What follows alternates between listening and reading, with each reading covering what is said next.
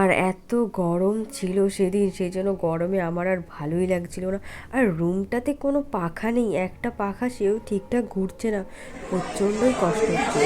আর এসে এরা একটু দাদাগিরি করছিল।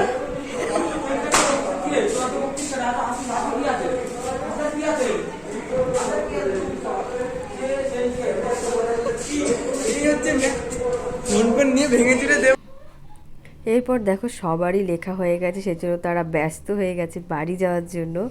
সেই জন্য আমরা সব গুছাচ্ছিলাম, তাদেরকে ছাড়ছিলাম না, যেহেতু ঘন্টা পড়বে। কিন্তু ওদের লেখা হয়ে গেলে কি আর বাচ্চারা কি আর শান্ত মতো বসতে পারি, বাড়ি যাওয়ার জন্য পুরো ব্যস্ত হয়ে যায়। তারপর তাদের ছুটি হয়ে গেল, আমরাও খাতাগুলো ঠিকঠাক করে গুনিয়ে নিলাম, কে কতগুলো ছিল না ছিল সেগুলো দেখে। তারপর তারা চলে গেছিলো, আমি দেখছিলাম বাইরে থেকে যে তাদের সবাইকে নিতে এসছে, কত ভালো লাগছে, সবাই বাড়ি যাচ্ছে, কে কী পরীক্ষা দিয়েছে, কে কী লিখেছে সেটাই দেখছে। তারা এভাবে বাড়ি চলে গেল।